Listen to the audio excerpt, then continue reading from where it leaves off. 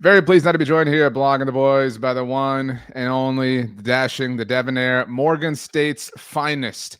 He is the realest, the hardest, the most critical, the most optimistic when called for person I know when it comes to the Washington football team. I mean that in a blanket throwing kind of way, not a literal one. Jamual Forrest from Hogs Haven. Jamal, thank you so much for taking the time. It is always a pleasure to speak to you about our stupid football teams. First off, RJ, I'm gonna need you to go ahead and send me the last 10 seconds in like an audio clip so I can, frame that. That intro was new and incredible. But I appreciate you for having me, man. It's always good to talk shop with you. We're chatting. This is going to go out on Thursday, but we're chatting on Wednesday. And as we are, you tweeted that your Tuesday evening episode of Trapper Dive, where everyone can hear you've been kind enough to have me on there in the past, that it was brought to us by Hennessy, and you raised a bottle in the clip that you shared. So are you feeling okay right now?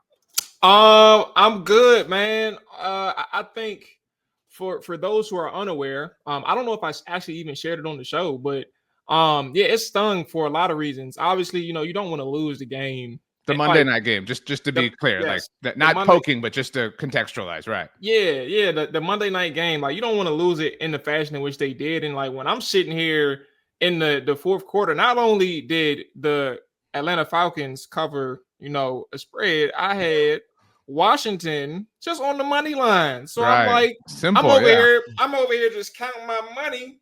I'm like, I'm gonna take this out, keep this in that account.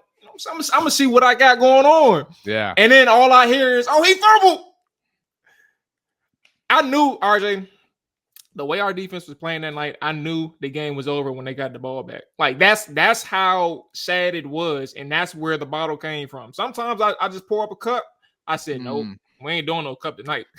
Well, there's no love lost here because it's a rivalry, but also this like, oh, you have no idea how bad it can get defensively. Have you seen the Cowboys this year? So, I mean, I would offer that you may think you've got it bad, but as much as you hate your team right now, we hate ours more. You know what I mean? There's zero way that your defense is going to embarrass themselves more on Sunday afternoon at AT&T Stadium than the Cowboys.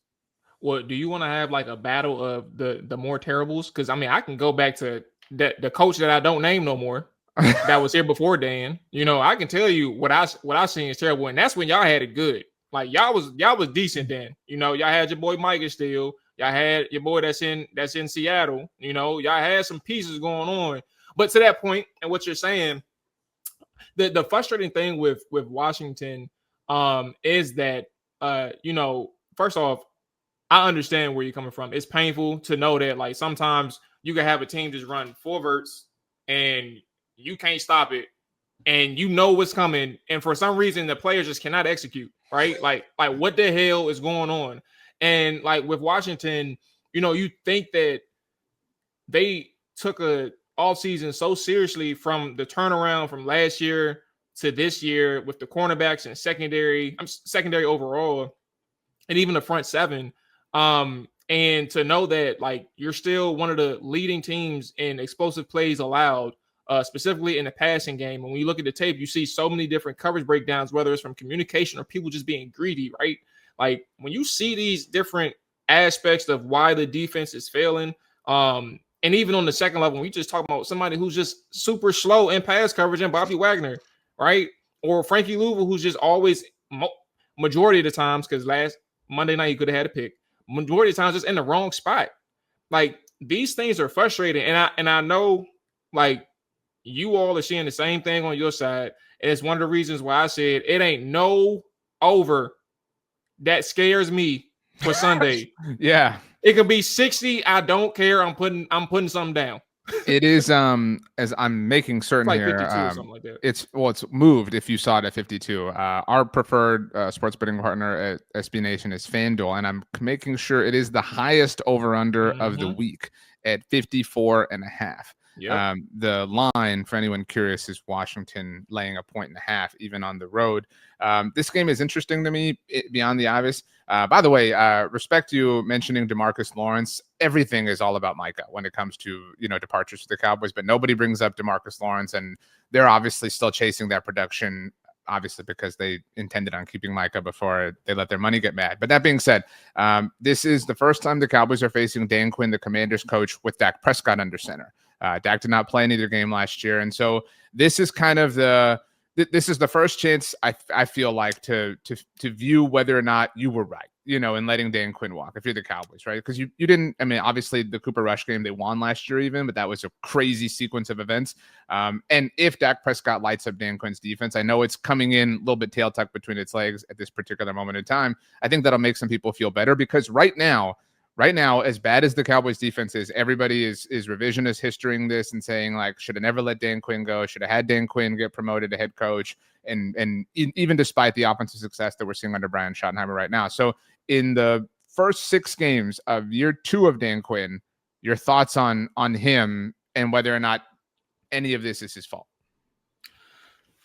I think when it comes to Dan, it has been frustrating, but I think it's not necessarily his fault. I look to the people under him and I look at the coordinators, right? I think Dan does a good job of making sure that people understand, like he calls it the brotherhood. I'm gonna just use his words. He calls it the brotherhood. Like, understand, like, you are here for one another. Like, our goal is to get better together. We're not going to finger point. It's always something that you get better at, but it's always a week-to-week thing. So we lose the Monday night game. It's rough. It stings. But look, we have a game on Sunday that we need to focus on. So memory dump everything that just happened. Let's look at the tape. Let's get better and things of that nature. And I think that's kind of his specialty is at this point is really making sure that everybody's on the same page from the offense, defense, to special teams. And I think from that aspect, like a mentality aspect, I think that he does a great job of setting the tone in the locker room, and even from the coaching staff as well. Like, they always are on, like, moving forward, right? I also think that defensively or even offensively, what he can contribute to, I don't know, like, the leash that he allows the coordinators, Sure. right? I don't know. But what I think he can contribute to is, like, yo, stop being nice. Like, if you see people on offense or defense, like, they already did this offensively. So, like, there's a proof of concept here, RJ. Right. Like, you had Brandon Coleman, terrible, getting cooked, left guard, right? You had Nick Allegretti, your right guard, that was in place of Sam Cosmi because, he's injured and hopefully he does come back against Dallas. Cooked, terrible. They said, you know what? We're not going to give you a third game to figure this out. We're going to bench both of you all. We're going to put Chris Paul in their left guard. We're going to put Andrew Wiley in their right guard.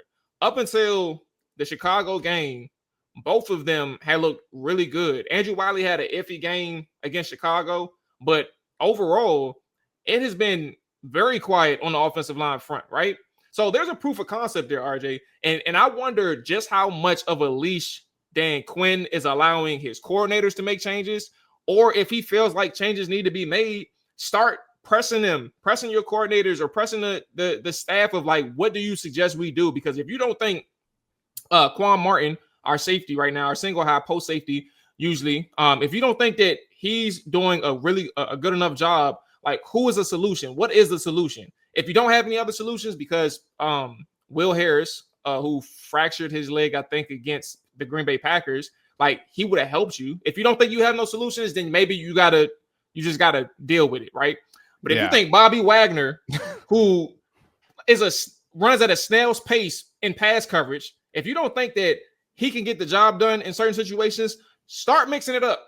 Figure out, how do you get Kane Madrado, our rookie, 4th-round rookie linebacker, on the field? Figure out how we can implement him in obvious pass situations. Figure out how you can utilize Jordan McGee, the second-year player, a little bit more. Like, how do you get more speed and coverage ability on that second level? And it's not just Bobby, right? I mentioned him because he's slower, but Frankie Louvu, he's kind of out of place sometimes. So, like, can you bump him down to the rush line and have a second linebacker in there, essentially a 4-3 defense? How do you figure these things out? And then we talk about cornerback, Mike Sanderstill in the slot. Last year, what people don't like, the masses, the Commanders fan base and people who really paid attention, they kind of understood. But he's back at his natural position, his slot position. he was way better outside last year where he had to play because like the corners were so bad. But now you have Marshawn and Trey Amos out there. So he's pigeonholed. Like, so what are you going to do with this slot position, right? Like, are you going to move him outside or are you going to have to like let him see this through? Because I mean, he has his moments where it's like, all right, man, I expected you to do this and that. And Mikey Sanders still, I do like him. But there are times where teams pick on him in particular, and that's what exposes some of the areas, especially in man coverage, him and Marshawn, where it's like, what do you do? So that's where I'm at. If there's one thing that Dan can do, it's like, let's see if we can start putting our foot down in terms of like, let's stop being nice. Let's make these changes because we still got 11 games left to try to get this playoff spot. Yeah, I just like an overarching thought I've always had on Dan about that idea. It's weird to say he doesn't get enough credit for this, but I think most people would agree that Dan Quinn lost a Super Bowl as the head coach of a team in the worst way possible, right? Like there's no Super Bowl loss that was worse. And every year, like every August when we get to a new season, people talk about like, oh, well, it's so hard to repeat as Super Bowl champions. It's so hard for Super Bowl losers to even get back to the playoffs. That 2017 Falcons team, who was coming off, lost, the 28-3 game, they made the playoffs. And they not only made the playoffs, they won a playoff game. They won in LA. They beat Sean McVay's Rams. Like that just never got enough credit to me. Like to be able to respond, you know what I'm saying? Like to be able to respond to like the worst loss of all time and not just mail it in the next year was really impressive. And I think, like Matt Ryan deserves credit, whatever. But to that point, I think that Dan is like, okay, cool. We lost on Monday. That sucks. Nobody prefers that, but we have to move on. Right now, Cowboys defense is a really, really sore spot. You mentioned a lot of aspects and elements of the Washington defense. Bobby Wagner was a name we were in love with for a long time because of Dan Quinn. We always thought it was going to happen, and it never did. Right now, I would take Bobby Wagner. I mean, like it's truly that bad. Right now, the Cowboys don't have a linebacker that I trust. Like they're trotting Kenneth Murray out there, and I mean, he's making. I haven't looked at like any next gen stats data, but I would imagine he's making Bobby Wagner look pretty fast. I mean, it's that dire of a situation. Impossible. Well, again, we're not going to go shot for shot like your bottle of Hennessy here, but I think we both are feeling a certain type of way. So the whole Cowboys fandom feels like this defense is going to be the reason they lose on Sundays every single week. That's the way it's going to go this entire season. Relative to Washington, what do you expect for Jaden Daniels? Obviously missed some time this season, but what do you expect from the offense in Washington this Sunday against the Cowboys? Do you expect them to just take advantage? Because I think that's what every Cowboys fan is expecting. Or do you expect, a little bit more kind of start and stop, sputtering out? Because if that were to happen, I kind of trust the Cowboys offense to put enough points on the board to win. You know what's so crazy when I think about the Dallas Cowboys and Jaden Daniels? Like, RJ, I think about last year, right? And like you can look at his record and say, he's 1-1 against Dallas in his career. And I sit here and say, no, he's 0-2. Because Marcus came in that second half and won the game for Washington. And Jaden's performances against Dallas, granted, we're talking about a different head coaching regime, right? I understand that. I acknowledge that. But when we talk about like teams in the division, like I think there's always like this rapport or like this like trend with certain players that's going to be around for a while. Like, for example, Dak doesn't lose to Washington. Like he's lost a couple games here and there, but overall, he doesn't lose to Washington. Right? Daniel Jones whoops Washington's ass. Like, how does this, like, what, like, how, bruh?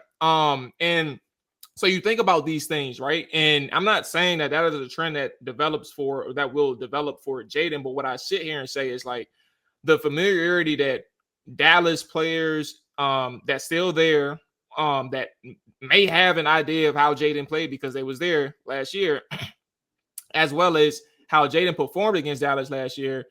I wonder, like, how sharp will he come out against Dallas this time around, right? Like, things can linger. And to answer your question directly, I think Washington has always, the 6 games, has always found a way to, like, shoot themselves in the foot, whether it is slow starts offensively or whether it is, like, 3 and outs or whether it is like drives that ultimately are doomed by penalties. Like I never forget, it was the Atlanta game. I talk about this all the time. They overcame RJ. They overcame a 3rd and like 30 on one drive. They're trailing, of course. They were getting whooped by Atlanta, but they were trailing. They overcome a 3rd and 30 on a drive. They're trying to come back, get a first down. The very next set of downs, they're doomed by a 5-yard false start that was on like 3rd and 2. Ends up being a 3rd and 7. They got to kick a field goal. They don't get it. So it's like it's small things like that where you're moving the ball and then boom, like you get a setback. So if I say one thing, like this offense is sharp when and efficient when there are no mental errors. Like they just started turning the ball over. So like I think that Chicago game where it's 3 of them, that's a one-off. So I'm genuinely not concerned about turnovers. But when you talk about slow starts, just not converting on 3rd downs, they're one of the worst 3rd down teams in the NFL. If anybody, if the audience isn't aware of that, they're like 29th or 30th in on 3rd down percentage this year. If you cannot convert on 3rd downs and stay on the field to help your defense out, if you keep shooting yourself in the foot, and that's one of the reasons why they're terrible on 3rd down, because they keep getting backed up into 3rd and 9s and plus, like play smart. They're one of the more efficient offenses in the NFL, and I think that is trouble for Dallas because they can slice and dice you in the run game.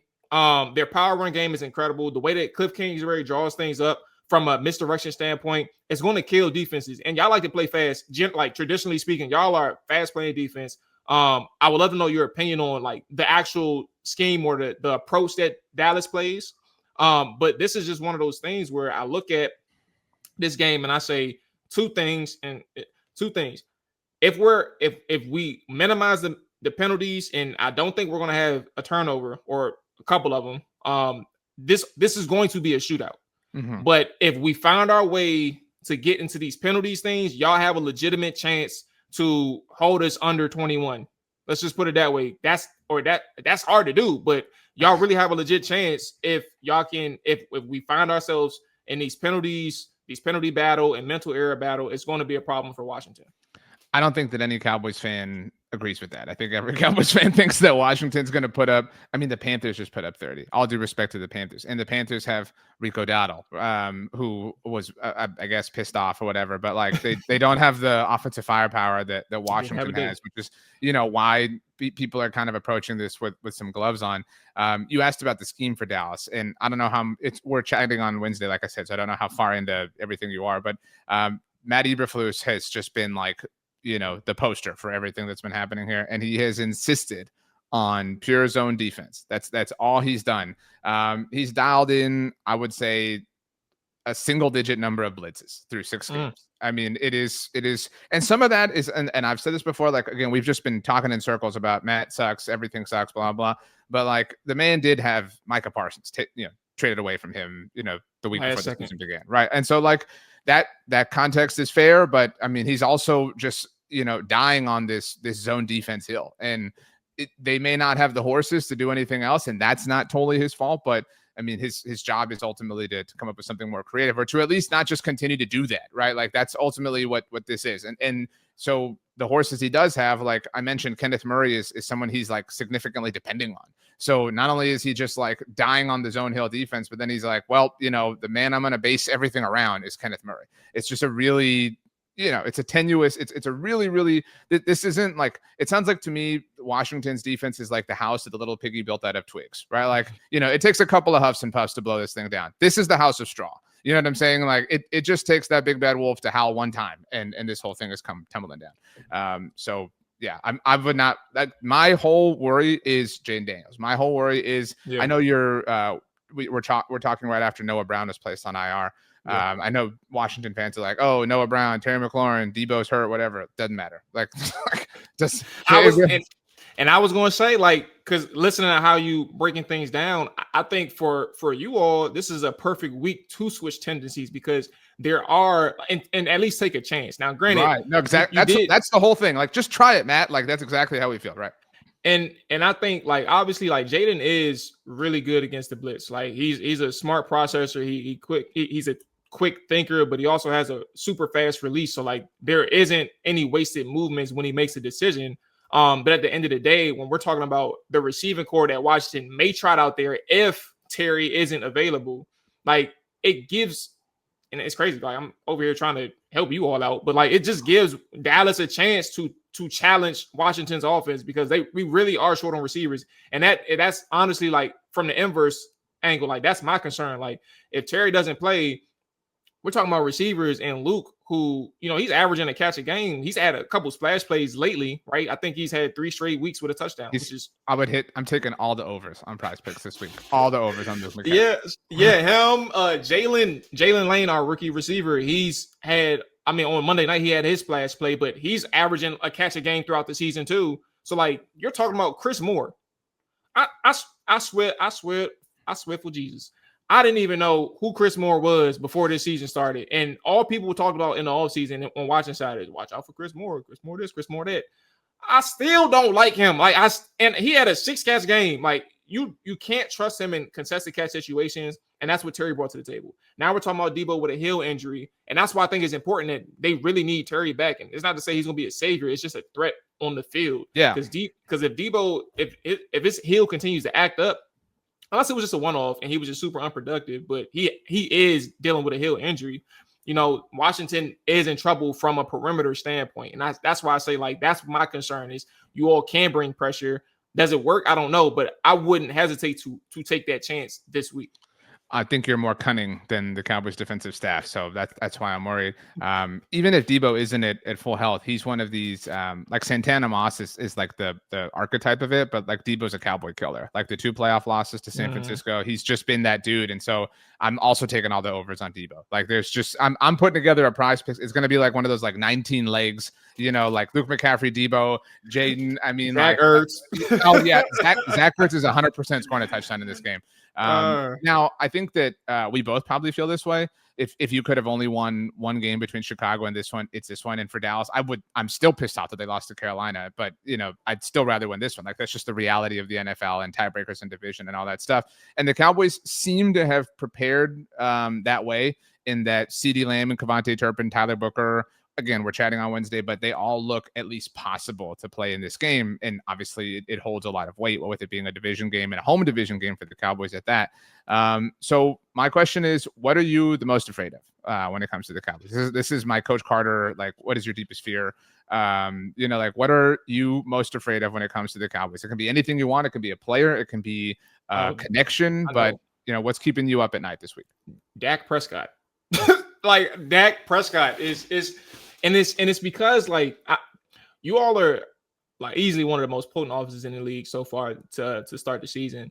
And heading into the season, I thought that this division was like the picture, like the frame, or I don't even know the word, but like poster boy or poster child of like the receiver position group. Like it's one of the best in the NFL. It has the best receivers in terms of the duos and cores. Like it's up there. And before CD got hurt and apparently maybe on the verge of coming back this week, like I loved George Pickens, like his talent, his ability. And while I was mad as hell of all teams, he came into the East and went to Dallas. Like I like the player. So I know how much he can really take over a game if like he gets the volume, right?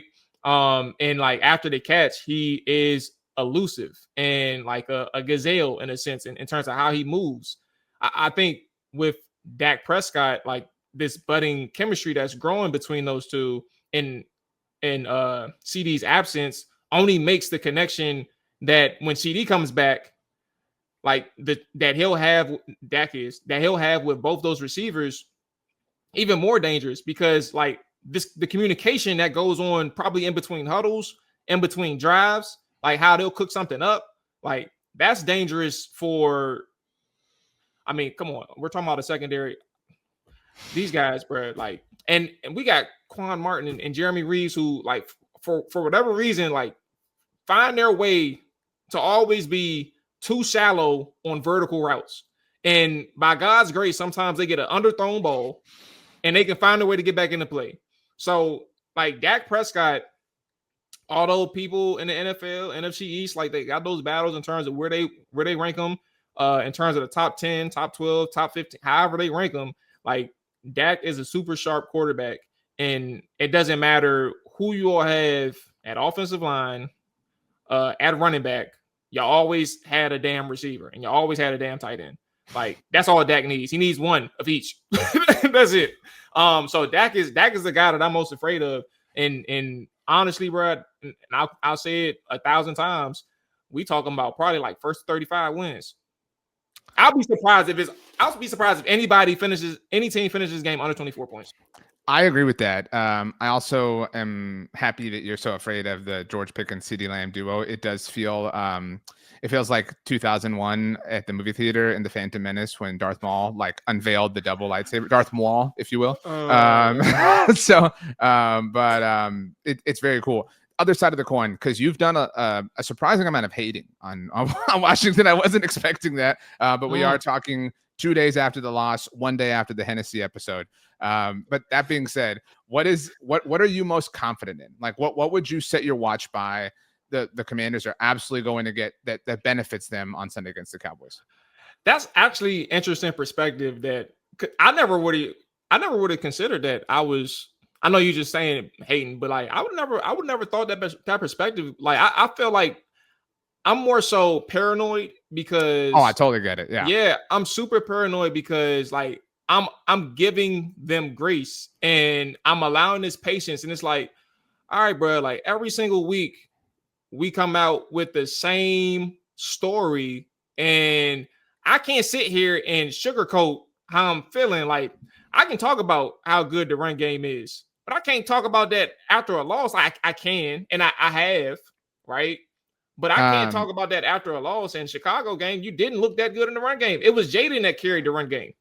This is where hope, like seriously, is a dangerous thing. And believe me, that we are jealous of the Washington franchise was not on my bingo card throughout most of this century. But like the hope that last year provided, you know what I'm saying? Like, I mean, you tell me, but like I've been fortunate to do this with you several times in several different years, several different seasons. Like this is the most that like week 7 has ever meant to you, because or maybe last year's different, but prior to last year, everything, had a glass ceiling on it. You couldn't care. And that's kind of where we're at. You know what I mean? We're into it. We love it. We certainly are paranoid. I think that's a great word. But at the end of the day, this front office actively sabotages the team. And so we know we're going to line up, but Lucy's going to pull this ball. Like we fully know it, but you have just, and I'm very jealous of you, you've captured enough innocence once more to believe that maybe she'll actually hold it this time. I think that's a really good way to put it. And shout out to Josh Harris. But shout out to Jaden, man. Like I think I don't. Who was it? What game was it? The Chargers. The Chargers game heading into that one. That was the first game, RJ, in over a year, like a calendar year, because I don't remember the last time I did it. That I had Washington losing a game, like from a projection standpoint. Like, of course we lost, but like I came into weeks, I'm like, oh, yeah, we ain't losing. Like, we got Jaden. Like, but that Chargers game, and of course I was wrong. They end up winning. That was the first time in such a long time that I saw Washington losing that game. And yes, paranoia does kick in, and I think like the innocence factor comes in where it's like, all right, I'm willing to give this team I trust you all to get this on the right path, but where does it come from? They earned when does it the doubt? When does it click? And you asked originally, you said, what are my concerns on the other side of the ball, right? Well, my question is, what are you most confident in? Confident. Okay. Yeah. Like what if the Commanders win, it's absolutely, it may be because of X, Y, Z things that are unpredictable, but in your estimation, the thing you are most confident is going to propel the team to victory should they win on Sunday. Okay. Should they win on Sunday? I can give you 2, right? So the first one for your audience, that defensive line is everything for Washington. And I think when I talk about the secondary and even the second level, like he's really good in the run game. Like there's no question about that. But when you talk about up front, Javon Kinlaw has been a dog every single week. Minus the Chicago game, he's been pretty quiet, right? But we're talking about a person who really is, anytime that he's on the field, like he is the strongest person on the field. Like he treats people like rag dolls. He disrupts on the defensive line, right? And he's a little bit quicker than every single offensive lineman anticipates when they have that matchup, right? So I think that Javon Kinlaw, we're talking about Daron Payne, who's playing more consistently this year. I mean, obviously, y'all boy, Dorrance Armstrong. This is probably like I can't imagine. I mean, he had seven sacks or 6.5 the year that he left Dallas, and even last year with Washington, he was kind of hit and miss, but like he was like their prize free agent signing, right? Like they signed him to a big deal. Like I didn't see like the sacks that he got in Dallas. I looked at his tape and I'm like, well, he ain't do too much. Like I mean, those sacks that he earned or was more so like kind of fed his way. But this year it's like him actually dominating on the edge, and that's a big deal for Washington because you don't know where this pressure is coming from, and now he's averaging a sack a game. So I say that to say like this defense, if it's going to have good days, it rides on the back of that defensive line. They dominate up front in the trenches, and also like from an EPA standpoint, right, or DVOA standpoint, outside of again the Chicago game, they're generally one of the best in the NFL against the run, specifically running backs, because there's been some quarterbacks who got all big scrambles against them, right? And even actually led their teams in rushing.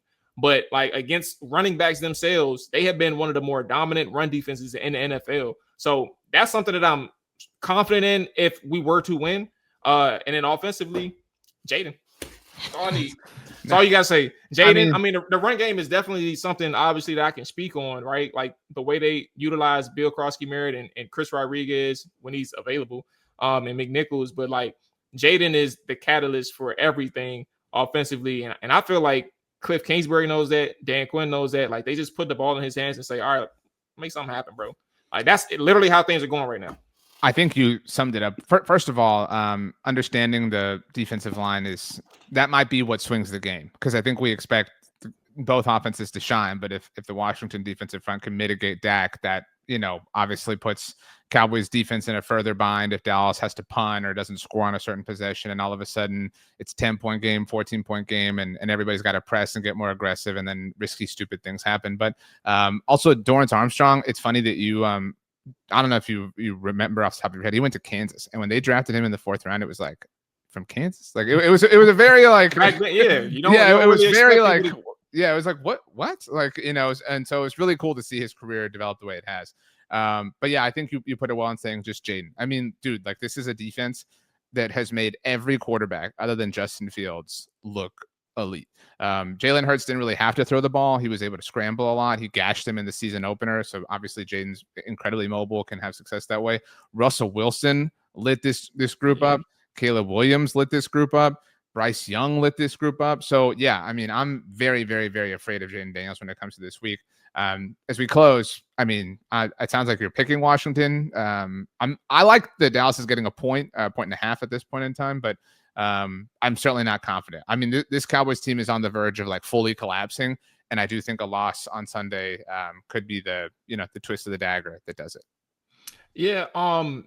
Funny enough, Washington started out as a 2.5 point favorite, so like it's gotten down to 1.5. I don't know if that's like a sharp money indicator or like the natural way the line has been moving right now. Because I'm actually surprised that Washington has actually opened up as a favorite when I first started looking at it.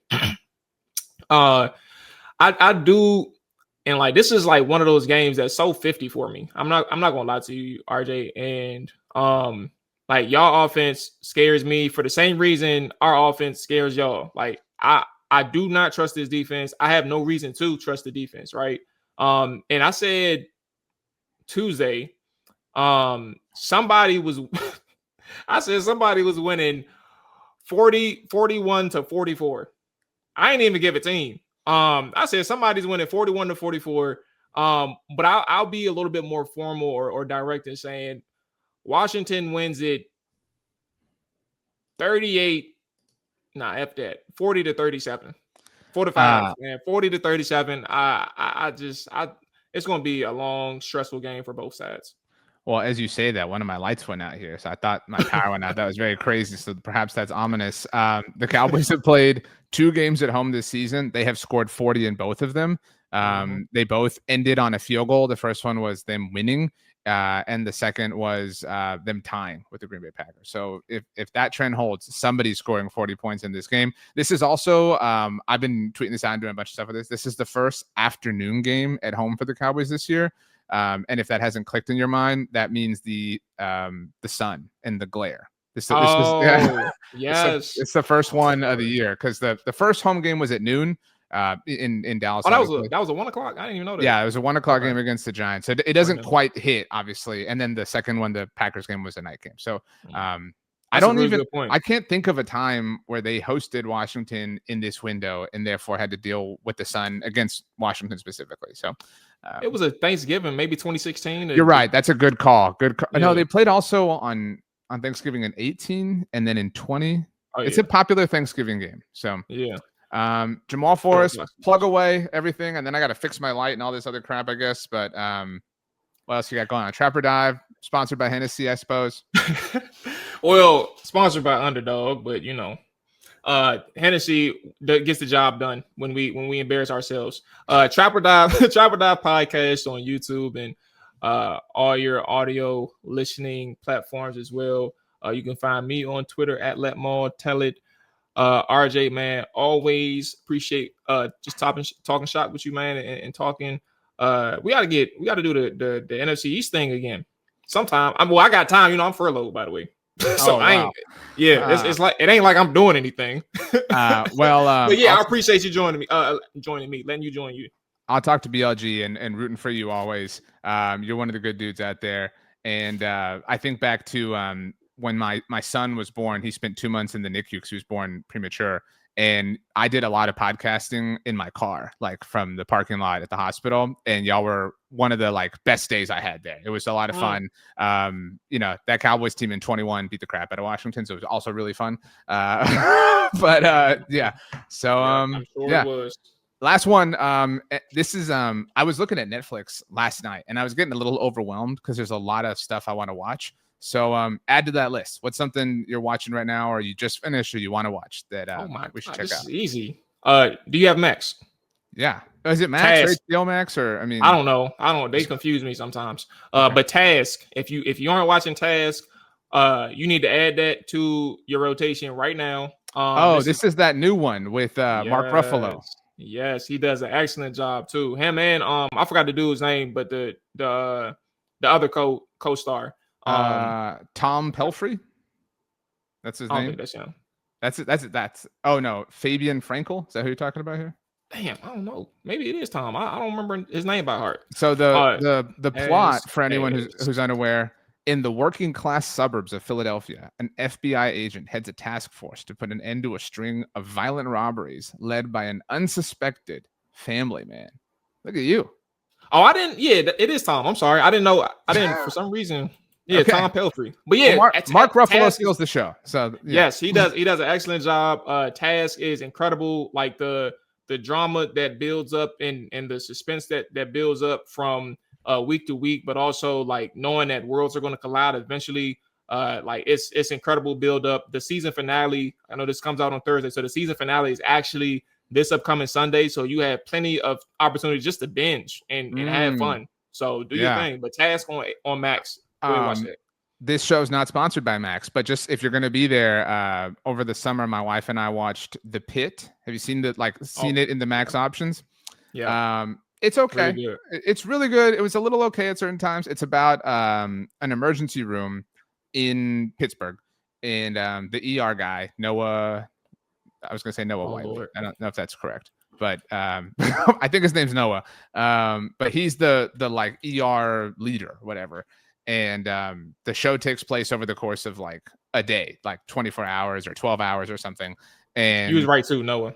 Thank you. And it's the most Grey's Anatomy thing ever, that all the tragedies happen within 12 hours. But it is good TV. So if you want to see some unsuspecting murderers or emergency room stuff, there are two shows for you. Jamal, thanks so much for the time. I wish you health, wealth, and happiness. But on Sunday, I hope it's a tough day for you. Hey man, likewise. I ain't gotta say nothing else.